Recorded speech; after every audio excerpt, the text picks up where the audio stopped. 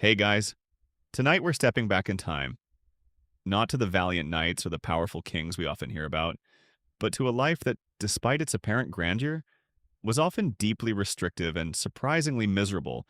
Why being a queen in the Middle Ages was terrible. You might imagine a life of jewels, gowns, and absolute power. But trust me, the reality was a brutal cage of expectations, peril, and profound lack of personal agency. A quick reality check you, with your freedom to choose, probably wouldn't last a single day. So before you get comfortable, take a moment to like the video and subscribe, but only if you genuinely enjoy what I do here. And if you're feeling up to it, drop your location and local time in the comments. I'd love to see where everyone's tuning in from. Now, dim the lights. Maybe turn on a fan for that soft background hum, and let's ease into tonight's journey together. You might picture a medieval queen as someone who freely chose her partner, perhaps a love match. But the harsh truth of a queen's life began long before her coronation, with the complete lack of personal choice in her marriage. This was the unwilling political pawn, where your entire existence from girlhood was determined by the cold, calculating needs of diplomacy and power. Imagine yourself as a young princess, perhaps barely a teenager, growing up in a royal court. Your childhood isn't about innocent play. It's about preparing for your ultimate destiny marriage. Your hand is a valuable commodity, a pawn in the grand game of international politics. Your father, the king, would arrange your marriage not for love or personal happiness, but to forge alliances, secure borders, or end feuds. Imagine sitting in a room, perhaps overhearing hushed conversations, knowing that your future, your entire life, is being debated and decided by powerful men you barely know, often from distant lands, and you have absolutely no say in the matter. Your feelings are irrelevant. The kingdom's stability is paramount. You would likely meet your future husband, a prince or king, for the very first time, just before your wedding. Imagine that awkward, terrifying first encounter. He might be much older than you, speak a different language, and be a complete stranger. You are expected to instantly transform from a sheltered girl into a dutiful wife and, more importantly, a loyal queen. There's no courtship, no time to build affection or trust. You are immediately thrust into an intimate relationship with a stranger, solely for the purpose of cementing a political alliance and producing heirs. A common historical fact is that many royal marriages were negotiated when the bride was still a child, sometimes even an infant, long before she could understand the implications. The journey to your new homeland would be arduous and terrifying. You'd travel for weeks or months, across treacherous roads or seas, leaving behind everything familiar: your family, your friends, your culture, your language.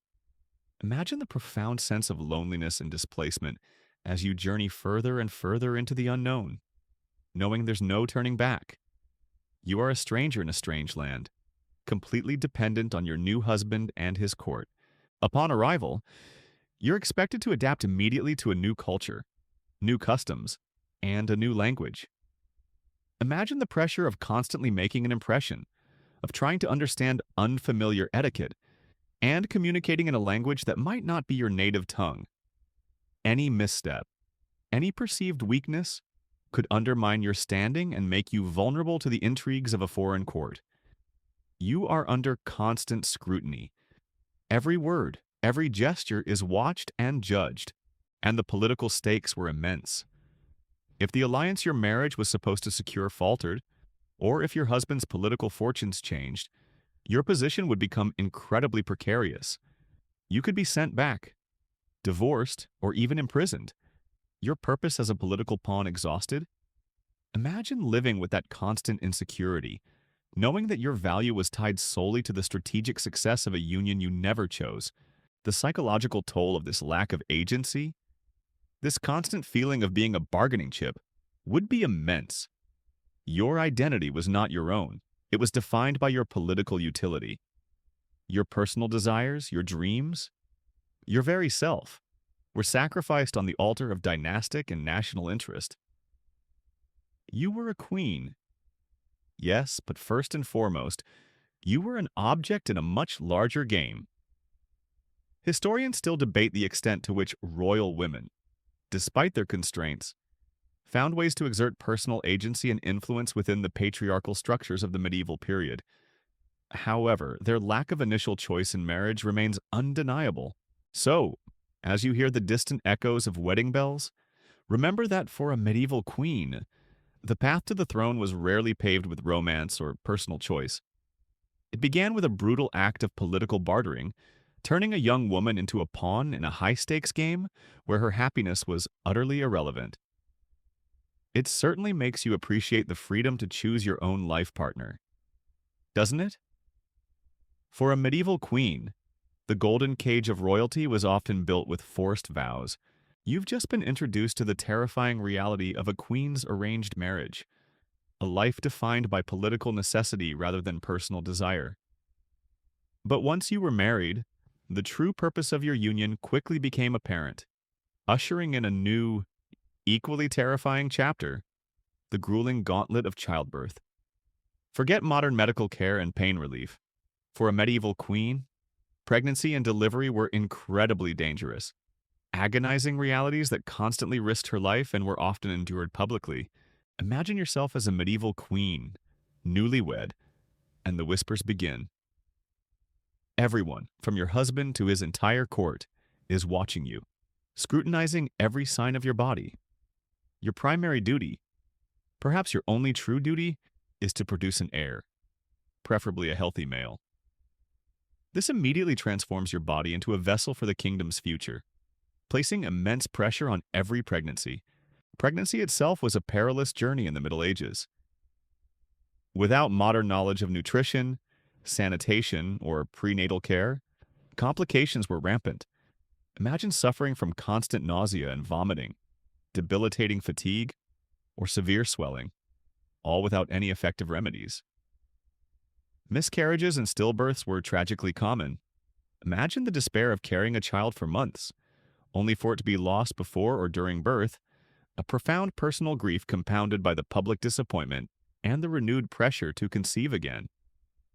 A common historical fact is that a significant percentage of pregnancies in the Middle Ages did not result in a living birth, highlighting the precariousness of gestation. Then comes the labor itself. Imagine being a queen in the throes of childbirth, not in a private, sterile room, but often in a chamber filled with numerous attendants, midwives, ladies in waiting, perhaps even a confessor or powerful female relatives of your husband. Privacy was a luxury rarely afforded to royalty. Even in such intimate moments, you'd be surrounded by people watching, advising, and praying, their presence a constant reminder of the immense stakes of this ordeal. The pain of childbirth was unimaginable by modern standards. There was no anesthesia, no epidurals, no pain relief beyond perhaps some wine or herbal concoctions that offered minimal comfort. Imagine enduring hours, sometimes days, of agonizing contractions. Your body pushed to its absolute limits. Your screams would fill the chamber, raw and primal, as you battled for your own life and the life of your child. You might suffer from agonizing tears, ruptures, or prolonged, obstructed labor, any of which could quickly turn fatal. The risk of death during childbirth was horrifyingly high for medieval women, and queens were no exception. Infection was rampant, often introduced by unwashed hands or unsterile instruments. Imagine developing a high fever after birth, your body racked with chills, as puerperal fever, childbed fever takes hold, spreading quickly through your blood. Hemorrhage was another terrifying killer. With no blood transfusions or advanced surgical techniques, heavy bleeding could lead to rapid, unavoidable death. Many queens died in childbirth, or from complications shortly thereafter, their lives cut short in their prime. Eleanor of Castile, first wife of Edward I of England, had 16 pregnancies and died at age 49, a testament to the toll of constant childbearing. Historians still debate the precise mortality rates for queens in childbirth versus common women, and whether royal women's access to better nutrition balanced the risks of frequent pregnancies. And if the child was born, imagine the immediate anxiety. Was it healthy? Was it a boy? Was it strong enough to survive? The infant mortality rates, as we've discussed in the context of Viking children, were equally brutal for royal offspring. You might suffer the heartbreak of giving birth to a living child, only for it to succumb to illness within days or weeks, starting the agonizing cycle of pregnancy and loss all over again. Even if you survived and produced a healthy heir, the process was often repeated many times. Queens were expected to produce multiple children to ensure the survival of the dynasty, meaning constant pregnancies and constant exposure to the dangers of childbirth. Your body would be perpetually recovering from one birth only to embark on another pregnancy, a relentless cycle that took an immense physical and emotional toll. So, as you hear the distant cries of an imaginary newborn, remember that for a medieval queen, the path to motherhood was a brutal, agonizing gauntlet of peril. Pregnancy was a gamble, and childbirth was a terrifying dance with death, endured publicly and repeatedly, all for the sake of securing the dynasty. It certainly makes you appreciate modern obstetrics and family planning, doesn't it? For a medieval queen, the crown came with the heavy, bloody burden of procreation. You've just navigated the terrifying gauntlet of childbirth, a queen's most vital yet perilous duty. But even if you survived multiple pregnancies and deliveries, a new, equally relentless pressure immediately took hold, the relentless pressure for a male heir. Forget the joy of simply having children. For a medieval queen, producing a healthy, surviving son was a constant, suffocating anxiety, often driving ruthless political machinations and personal despair. Imagine yourself as a medieval queen, having given birth to your first child. The first question whispered, then asked directly, Is it a boy? If it's a daughter, a wave of disappointment, however subtle, sweeps through the court. While daughters could be married off for alliances, they generally couldn't inherit the throne in most medieval European monarchies, though there were exceptions, notably in Castile, which caused its own problems. This meant the pressure to conceive again, and quickly, was immense. Your body, still recovering from childbirth, was immediately expected to become fertile once more. The entire kingdom's future, its stability, and the very continuation of your husband's dynasty rested on your ability to produce a son. Imagine the constant scrutiny from your husband, his family, and the powerful nobles. Every month without a pregnancy, every daughter born, amplified the tension. Whispers of your barrenness or failure would circulate through the court, undermining your authority and potentially putting your marriage, and even your life, at risk. A common historical fact is that many medieval queens, even if they had multiple daughters, were considered failures if they did not produce a living, male heir, leading to immense personal and political pressure. This pressure could lead to incredibly ruthless machinations within the court. If you consistently failed to produce a son, your husband might be pressured by his advisors or ambitious nobles to seek an annulment of your marriage. But this wasn't a simple divorce. It required the powerful sanction of the Pope, which meant navigating complex religious and political landscapes, often involving fabricated accusations of consanguinity being too closely related or non-consummation of the marriage. Imagine being publicly disgraced, your marriage declared invalid, your children potentially bastardized, all for the sake of your husband's need for a male heir. Your life as a queen would be over, replaced by a forced retirement to a convent or a quiet, isolated estate, your political utility exhausted.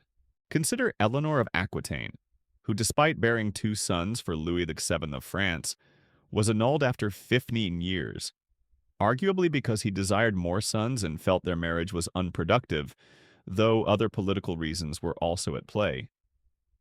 She famously then married Henry II of England and bore him 5 sons, becoming one of the most powerful women of her age. But imagine the initial rejection and the public humiliation she faced from her first marriage. Beyond annulment, the desperation for a male heir sometimes led to darker measures. While often shrouded in rumor, whispers of poisoning or suspicious accidents sometimes followed queens who consistently failed to produce a son, especially if a more fertile or politically advantageous candidate was available. Imagine the constant paranoia of a queen in this position, fearing that every meal, every drink could be her last, at the hands of those who deemed her useless to the dynasty. Historians still debate the true frequency of such dark acts against infertile queens versus the political paranoia they fueled. But the fear was undeniably real and pervasive. Even if you successfully bore a male heir, the pressure didn't entirely vanish. Infant and child mortality rates were devastatingly high in the Middle Ages.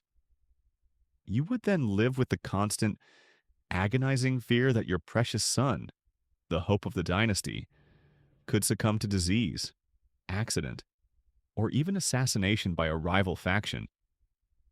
Imagine raising a child under such intense scrutiny, knowing that his very survival was crucial for the stability of the kingdom.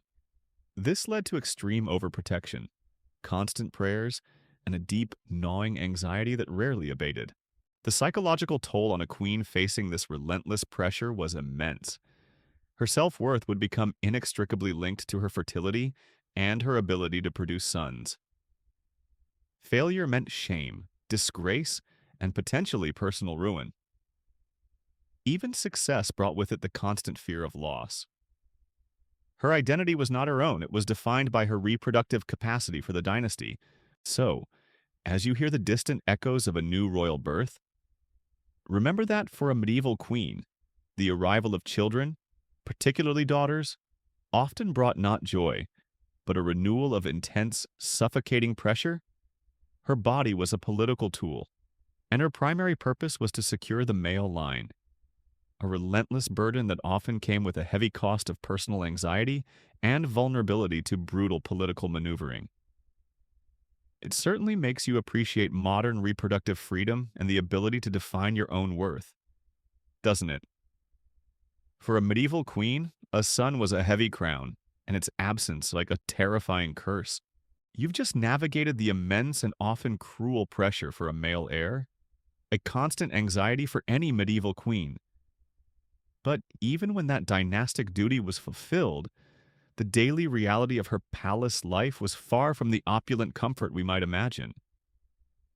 Now, let's immerse ourselves in the grim truth of life in a cold, unhygienic castle. Forget gleaming stone and cozy chambers. A medieval royal abode was often drafty, dirty, and teeming with pests. A stark contrast to modern living. Imagine yourself as a medieval queen, waking up in your royal chamber within a massive stone castle. The first sensation is often the biting cold. These castles, for all their impressive architecture, were fundamentally defensive structures not designed for comfort. Their massive stone walls, while providing excellent protection, were terrible insulators. Drafts whistled through arrow slits, poorly fitted windows, and gaps in the stonework. Even with a roaring fireplace in your chamber, it would only warm the immediate area, leaving the far corners of the room in a perpetual chill. You'd be bundled in heavy furs and wool blankets, but the pervasive damp cold would seep into your very bones, especially during the long, dark winters. This wasn't the kind of chill you escape with a thermostat. It was a constant, almost living presence. And privacy. Forget it. Your royal chamber wasn't a secluded sanctuary. It was often a semi-public space, shared with your ladies-in-waiting, personal servants, and perhaps even a guard or two. Imagine waking, dressing, and conducting your personal affairs with constant watchful eyes upon you. There was no quiet moment truly to yourself. Your life, even in your personal space, was a continuous performance, a public display of royal decorum. Now, let's talk about the pervasive smell. The medieval castle, and despite housing royalty, was rarely a bastion of fresh scents. You'd be assaulted by a symphony of unpleasant odors. There was the constant smell of stale food, left over from meals and feasts. Then the undeniable aroma of unwashed bodies. Yours, your attendants, your guards. Personal hygiene, as we'll delve into later, was rudimentary at best. Animals, including hunting dogs and sometimes even livestock in colder weather, might roam through the castle, adding their own distinct musk, and most disturbingly, the pervasive stench of human and animal waste.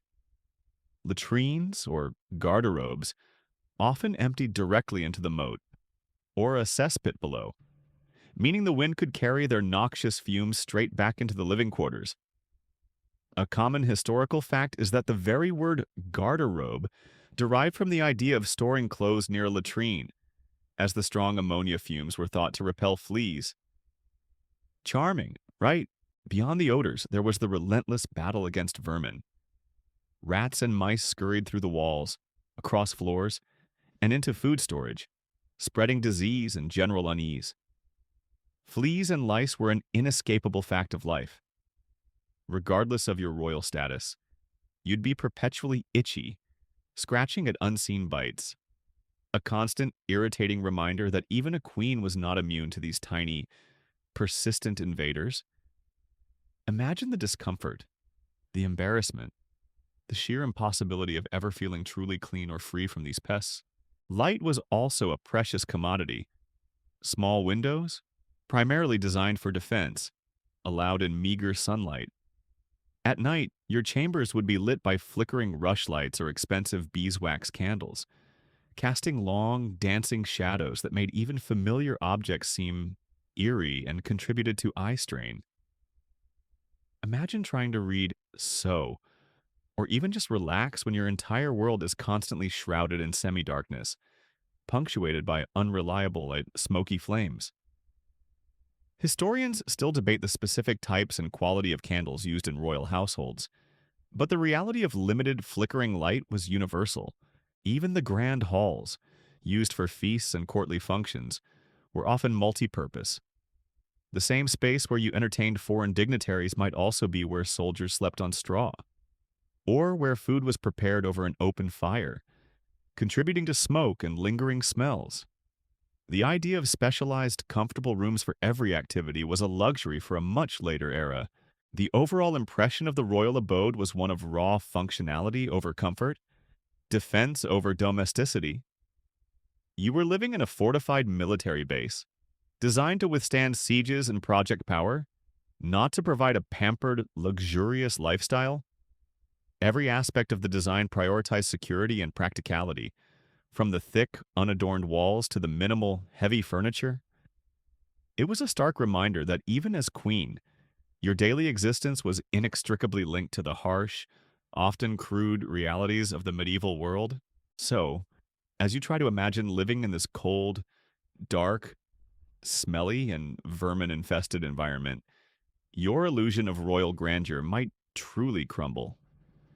The castle, for all its might, was a fortress first and a home second, making a queen's daily existence far less appealing than the stories would have you believe. It certainly makes you appreciate your insulated walls, bug-free environment, and modern plumbing, doesn't it? The queen's gilded cage often felt more like a drafty, stinking dungeon. You've just been immersed in the cold, unhygienic realities of a medieval castle, a far cry from opulent comfort. But a queen's life wasn't static. She was rarely in one place for long. Now, let's consider the relentless physical toll and inherent dangers of her constant movement, perilous journeys, and constant moves. Forget smooth rides and comfortable carriages. For a medieval queen, travel was a grueling, dangerous, and utterly exhausting ordeal. Imagine yourself as a medieval queen, and the order comes, the court is moving. Perhaps your husband needs to visit a rebellious vassal, or administer justice in a distant province, or simply deplete the resources of one castle and move to another, eating his way across his kingdom. This wasn't a quick hop. It was a massive logistical undertaking, and you, as queen, were expected to move with it, often with your entire household of ladies, servants, and children. Your primary mode of transport would be horseback, even if you rode a finely bred palfrey, hours in the saddle, day after day, across unpaved, uneven roads, would be incredibly uncomfortable. You'd be jolted, bounced, and constantly sore. Your muscles would ache, and chafing would be a constant companion. Imagine trying to maintain your regal composure while your entire body is being relentlessly jostled over muddy tracks, dusty paths, or rocky trails. Rain would turn them into quagmires, soaking your clothes and making progress agonizingly slow. Snow and ice would make them treacherous, risking falls and injuries. For those few moments of respite from the saddle, you might use a litter or rudimentary wagon. Litters, carried by men or horses, might offer a slightly smoother ride than being on horseback, but they were still exposed to the elements, rocking and swaying constantly. Wagons, when used, were essentially unsprung wooden boxes on wheels. Every rut, every stone, every bump in the road would send a jarring shockwave through your body. There were no comfortable suspensions, no shock absorbers. Imagine trying to rest, or even simply sit upright, as you are perpetually bounced and jolted. A common historical fact is that many medieval roads were little more than widened paths, often in poor repair, making travel exceptionally difficult. The journey itself would be agonizingly slow. Royal entourages moved at the pace of their slowest members and their baggage train. You wouldn't travel alone. Your entire court, household, chaplains, and a contingent of guards would move with you, forming a sprawling, vulnerable procession. This meant complex logistics for food and lodging, often involving staying in uncomfortable roadside inns that offered little cleanliness or privacy, or even camping in the open. Exposed to the elements and potential dangers, imagine the exhaustion of waking each day only to embark on another long, uncomfortable stretch of travel, knowing that true rest was always just out of reach. Then there was the ever-present threat of danger. Roads were often infested with bandits, especially in less secure areas. While you'd travel with a guard, a large, slow-moving royal procession was a tempting target for outlaws or even opportunistic minor lords. Imagine the constant vigilance, the fear of ambush, the terrifying possibility of being attacked while on the road, far from the security of a fortified castle. You, as queen, would be a high-value target for ransom or political leverage. Beyond bandits, there was the constant risk of accidents. A fall from your horse on treacherous terrain, a wagon wheel breaking, or a river crossing going awry could lead to serious injury or death. In an era with primitive medicine, a broken leg or a severe concussion could be fatal, or leave you permanently disabled. Imagine the vulnerability, knowing that a single misstep could end your life or leave you a helpless invalid. Historians still debate the specific causes of death for many medieval queens, but accidents during travel and the subsequent lack of adequate medical care were undoubtedly significant factors. The constant movement also meant a lack of stability and true home. You never truly settled in one place. Your personal belongings, even your most cherished possessions, were constantly being packed, unpacked, and transported, often subject to loss or damage.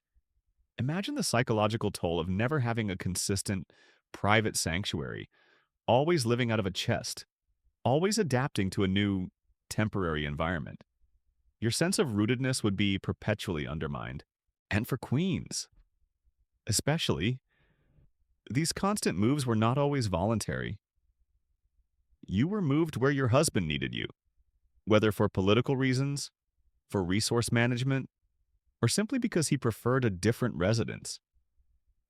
Your personal preferences for a location or a routine were secondary to the king's itinerary. You were essentially a piece of royal baggage, albeit a very important one, constantly in transit. So, as you hear the distant rumble of an imaginary royal procession, remember that for a medieval queen, travel was not a luxurious journey, but a grueling, dangerous, and profoundly uncomfortable ordeal. Her life was one of constant motion, devoid of stable comfort, and perpetually exposed to the unpredictable perils of the medieval road. It certainly makes you appreciate paved highways, shock absorbers, and a consistent address, doesn't it? The Queen's grand tours were often just endless, miserable treks. You've just navigated the arduous and dangerous reality of a medieval queen's constant travels, a life perpetually in motion. But even when stationary, residing within her castle, A different kind of burden settled upon her political isolation and distrust. Forget being the heart of a supportive court. As a medieval queen, particularly if you were foreign-born, you lived in a gilded cage of loneliness and paranoia, surrounded by wary courtiers and endless intrigue. Imagine yourself as a medieval queen, newly arrived in your husband's kingdom. You are often a foreigner, brought from a different land to secure an alliance. You speak a different language, or at least a different dialect, and your customs, manners, and even your fashion might seem strange to your new court. Imagine the subtle stares, the whispered comments, the feeling of being an outsider constantly under scrutiny. This immediate cultural barrier created a profound sense of isolation from the moment you arrived. You are a symbol of alliance, but personally, you are adrift in unfamiliar territory.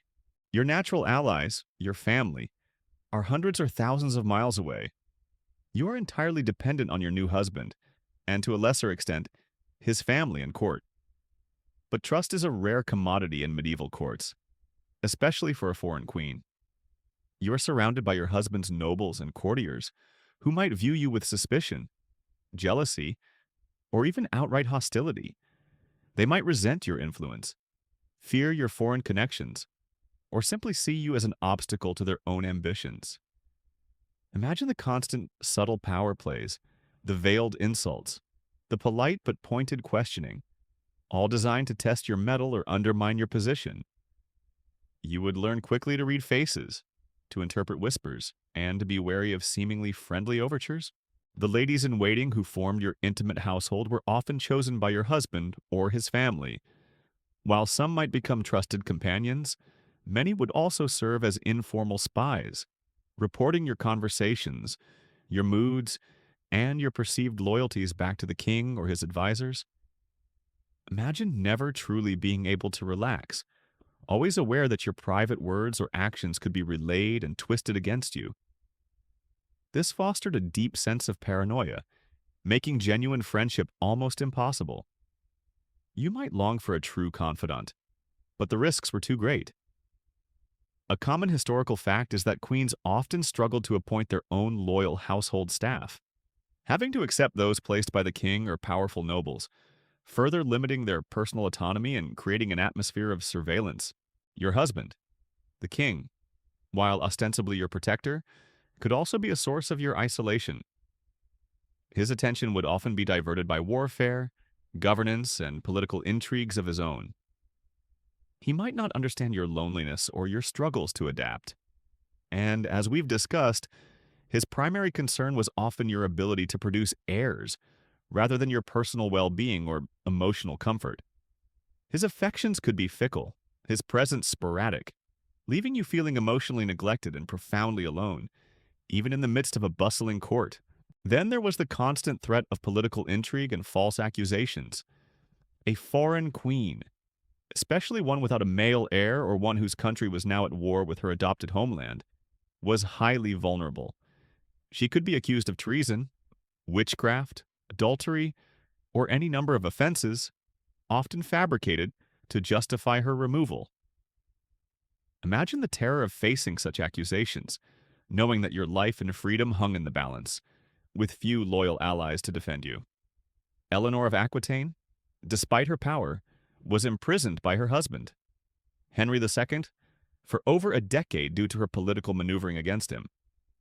This shows how precarious even a powerful queen's position could be. Historians still debate the extent to which medieval queens managed to forge genuine female networks and exert informal influence despite their official isolation. However, the structures of distrust were always present. The overall environment was one of constant scrutiny and judgment. Every aspect of your life, from your piety to your fashion choices, your interactions with staff, to your handling of finances, was observed and evaluated by a court eager to find fault. You lived in a fishbowl, your public image meticulously crafted, yet constantly vulnerable to whispers and gossip that could quickly turn into dangerous rumors. So, as you hear the distant murmur of an imaginary medieval court, remember that for a medieval queen, the crown often came with an invisible burden of profound loneliness and relentless suspicion. Her life was a continuous performance within a gilded cage, where true friendship was a luxury, and trust a dangerous gamble. It certainly makes you appreciate genuine connections and the freedom to be yourself, doesn't it? For a medieval queen, even surrounded by hundreds, the silence of isolation could be deafening. You've just been immersed in the lonely world of political isolation and distrust, a heavy burden for any medieval queen. But beyond the subtle machinations of the court, a far more overt and terrifying danger loomed: vulnerability during warfare and siege. Forget the protected, serene image of royalty. Medieval queens often faced genuine peril when their castles or kingdoms were under attack. Forced to endure the horrors of war firsthand, imagine yourself as a medieval queen, perhaps overseeing your household duties in your seemingly secure castle. Suddenly, the distant sound of trumpets or the ominous sight of a besieging army on the horizon shatters the peace. Your castle, once a symbol of power, now becomes a target, and you, its highest-ranking female occupant, are in a uniquely terrifying position. Your life is no longer about courtly duties, it's about survival. The immediate danger comes from the siege itself. Castle defenses were formidable, but they were also the primary target for enemy bombardment. Imagine the terrifying thunder of trebuchets or catapults hurling massive stones, or even flaming projectiles, against your walls. You'd hear the sickening thud as rocks slammed into stone, shaking the entire castle, sending dust and debris raining down. Every impact would be a reminder of the destructive power arrayed against you. Your royal apartments, while in the inner keep, were not entirely safe from stray projectiles or collapsing masonry. A common historical fact is that even thick castle walls could be breached by sustained bombardment from siege engines. Then there's the threat of starvation and disease during a prolonged siege. As we discussed when imagining the king's life, besieging armies would cut off all supplies. You, as queen, would be expected to share in the hardship, perhaps rationing your food and water, witnessing your household, your children, and your people grow gaunt and sick. Imagine the pervasive stench of unwashed bodies, accumulating waste, and the sick and dying around you. Disease, particularly dysentery and typhus, would spread rapidly through the cramped, unsanitary conditions of the besieged castle, often claiming more lives than enemy weapons. You'd be utterly helpless, watching loved ones succumb to unseen killers you met with no effective medicine to offer. And the psychological torment of constant fear and uncertainty would be immense.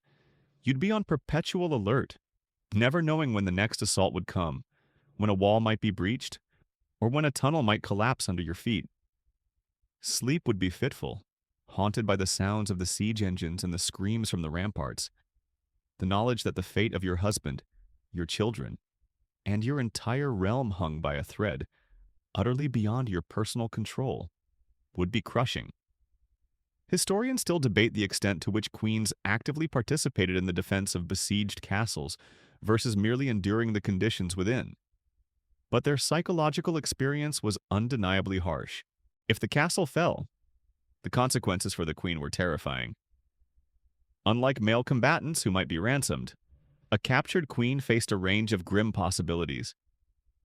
She could be held for ransom, a valuable prize for the victor.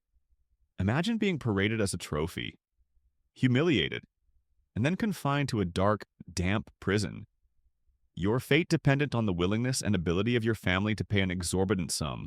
But worse, she could be subjected to sexual violence.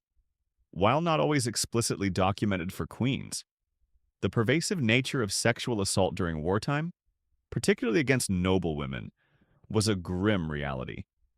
A captured queen, even of high birth, could be seen as a prize of war, her body a spoil for the victor. Imagine the unspeakable terror, the violation, and the lifelong trauma of such an event. This was a constant, unspoken fear that haunted every queen whose castle or kingdom was threatened, or she could be imprisoned indefinitely to prevent her from producing heirs for a rival, or simply as an act of political vengeance. Imagine being locked away in a solitary tower, cut off from all news, her purpose exhausted, slowly wasting away in isolation and despair. Eleanor of Aquitaine, as previously mentioned, spent over a decade imprisoned by her own husband. Imagine such a fate at the hands of an enemy, even if she wasn't physically assaulted. The humiliation and public display of a captured queen was a form of psychological torture. She might be forced to witness the massacre of her loyal retainers, the plundering of her treasures, or the desecration of her castle. Her defeat was often publicly celebrated by the enemy, her power utterly stripped away. So, as you hear the distant rumbling of an imaginary siege, remember that for a medieval queen, war was not a distant affair of men. It was a terrifying, immediate reality, bringing starvation, disease, and the constant threat of capture, violation, or imprisonment. Her supposed protection inside the castle walls was often just a temporary respite from the horrors that awaited if her kingdom fell. It certainly makes you appreciate peace and the security of modern conflict resolution, doesn't it? The Queen's crown offered little defense against the brutal realities of war. You've just witnessed the terrifying vulnerability of a medieval queen during warfare and siege, a stark reminder that royalty offered little protection from conflict. But even in times of peace, her grand title often masked a far less glamorous reality-limited power, immense responsibility. Forget the image of a queen making sweeping decrees. Her actual authority was frequently restricted by law, custom, and the overwhelming influence of men, leaving her with significant burdens but often little true control. Imagine yourself as a medieval queen, splendidly dressed, seated beside your husband. The king, at court, on the surface, you appear powerful. You are addressed with deference, surrounded by attendants, and are the mother of future heirs. Yet, beneath this veneer, your direct political authority is often surprisingly constrained. You are not the king. Your primary role, legally and socially, is to be a wife and a mother, a consort, not a co-ruler. Your legal power was largely derivative of your husband's. You could issue charters, grant lands, or dispense justice, but often only in his name, or with his explicit consent. Imagine having a strong opinion on a matter of state, seeing a clear path for your kingdom, but having to rely on persuasion, manipulation, or appealing to your husband's advisors to enact any change. Your influence was often indirect, exercised through your personal relationship with the king, or through carefully cultivated networks of allies within the court. This meant constant political maneuvering, a delicate dance of suggestion rather than direct command. A common historical fact is that many queens served as regents when their husbands were absent on crusade or ill, demonstrating their capacity for rule. But this was generally a temporary delegated power, not an inherent right. Despite this limited direct power, your responsibilities were immense and varied. As queen, you were typically in charge of the entire royal household. Imagine overseeing hundreds of servants, managing the complex logistics of feeding, clothing, and housing the court as it moved from castle to castle. This involved vast administrative skills, managing budgets, procuring supplies, and dealing with countless personnel issues. Any mismanagement or perceived failure in these duties would reflect poorly on you and, by extension, on the king. You were also responsible for the upbringing and education of the royal children. This was a crucial task, as these children were the future of the dynasty. Imagine supervising their tutors, ensuring their moral and intellectual development, and preparing your sons for kingship and your daughters for advantageous marriages. This was a continuous high-stakes endeavor, as the health, character, and political marriages of your children were paramount to the kingdom's future. Queens were also expected to be patrons of the church and charities. You would be involved in founding monasteries, supporting religious orders, and dispensing alms to the poor. This was not just a pious duty, it was a public display of your piety and generosity, enhancing the royal family's image and legitimizing their rule. Imagine the constant demands for alms, the endless requests for your patronage, all while managing your own limited resources. Beyond these practical duties, you held a significant ceremonial role.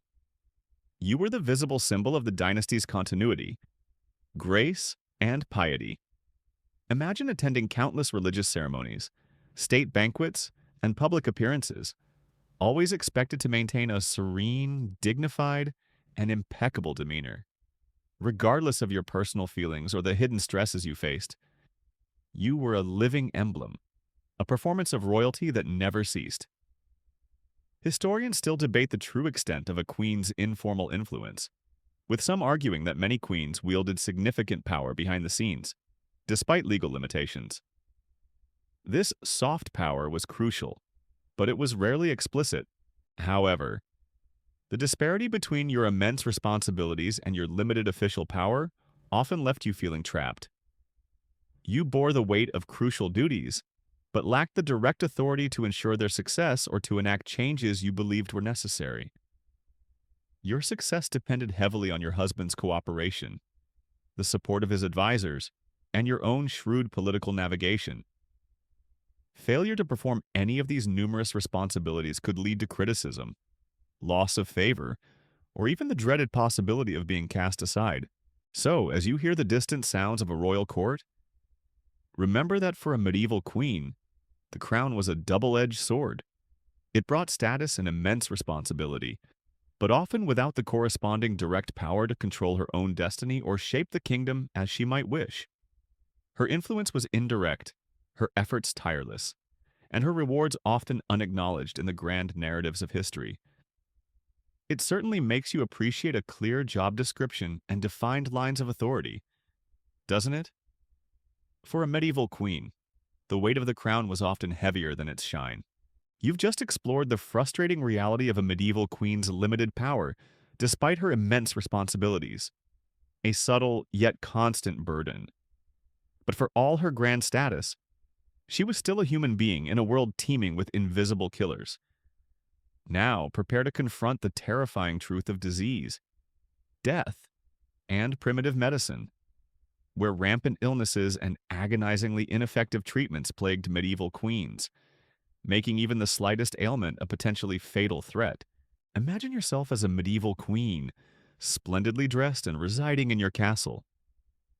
Despite your wealth and status, you are no more immune to disease than your lowliest peasant, and perhaps even more vulnerable due to the constant stress, frequent pregnancies, and often unsanitary living conditions we've already explored.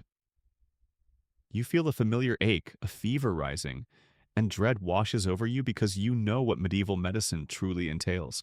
Your royal physician, if you even have a dedicated one, is likely a learned man, perhaps trained in a university or steeped in ancient texts. But his knowledge is based on theories that would horrify modern medical science. Primarily the ancient Greek concept of the four humors blood, yellow bile, black bile, and phlegm. Illness was believed to be caused by an imbalance of these humors. So, if you had a fever, he might attribute it to an excess of blood, and his primary treatment would be to try and rebalance these fluids, the most common and often devastating.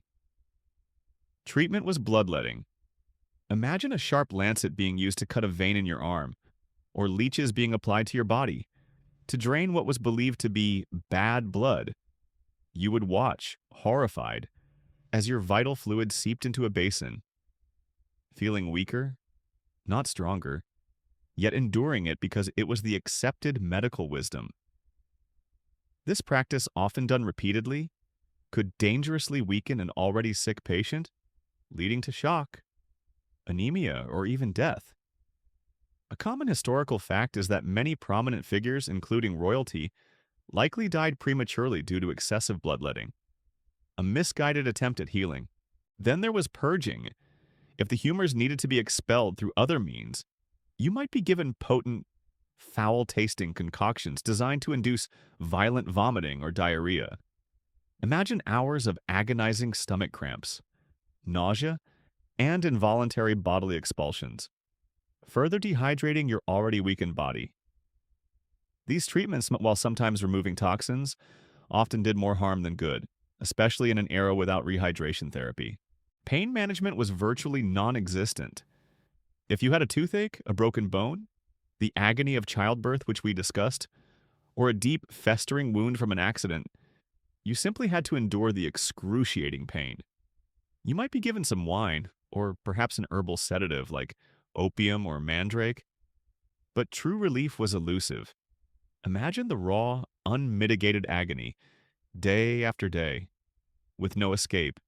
Your screams would be discreetly muffled, as a queen was expected to suffer with a modicum of dignity. The constant threat of infection was perhaps the greatest silent killer. Without any understanding of germs or the importance of sterile environments, even a minor cut or scrape could quickly become fatal. Surgical instruments were rarely sterilized, and wounds were often dressed with unclean rags. Imagine a wound turning red, swollen, and oozing pus. The telltale signs of infection spreading. With no antibiotics, the infection would spread through your bloodstream, leading to high fever, delirium, and often a slow, agonizing death from sepsis. Many queens, like Isabella of Angoulême, King John of England's second wife, died of childbed fever, a common infection after childbirth that was untreatable. Historians still debate the precise types of infections that caused the most royal deaths, and how many were exacerbated by physicians' practices rather than the illness itself. Beyond specific ailments, epidemic diseases like the Black Death, smallpox, typhus, and various fevers swept through medieval Europe with terrifying regularity, sparing no one, not even royalty. Imagine the fear as a plague descended upon your kingdom, decimating the population. Knowing that your castle walls offered little protection, you would witness courtiers, servants, and even your own children succumb to these invisible killers, often with agonizing speed. The queen's bedchamber, far from being a sanctuary of comfort, could quickly transform into a chamber of misery, filled with the stench of sickness, the groans of pain, and the futile efforts of primitive medicine. Your royal status offered no shield against the biological realities of your time. And often, the very treatments meant to save you only hastened your demise. So, as you hear the distant echoes of a medieval cough, remember that for a medieval queen, life was a constant gamble with disease, and death was an ever-present, agonizingly slow possibility. Her wealth and status offered no escape from the brutal realities of primitive medicine and rampant illness. It certainly makes you profoundly grateful for modern medical science, vaccinations, and the simple understanding of germ theory, doesn't it? The Queen's crown often came with the heavy, unseen burden of constant illness. You've just confronted the terrifying realities of disease, death, and primitive medicine that plagued medieval queens. A constant and brutal companion. But even if a queen survived the perils of childbirth, the constant travel, the political machinations, and the ever-present threat of illness, there was one final chilling sword hanging over her head, the threat of disgrace and imprisonment. Forget a graceful retirement. A medieval queen lived with the constant fear of being cast aside, locked away, or even executed. Her life and status utterly dependent on maintaining her utility and her husband's favor. Imagine yourself as a medieval queen. You've fulfilled your duties, perhaps borne heirs, and navigated the treacherous court for years. But then, circumstances change. Your husband grows tired of you, perhaps, or a new, more politically advantageous bride becomes available. Or perhaps most terrifyingly, you are suspected of treason, disloyalty, or even just failing to produce enough sons. The whispers begin, subtle at first, then growing louder, hinting at your impending downfall. The most common threat was divorce or annulment, which, as we've explored, was rarely a clean break. While it might spare your life, it meant utter disgrace and the loss of everything you knew.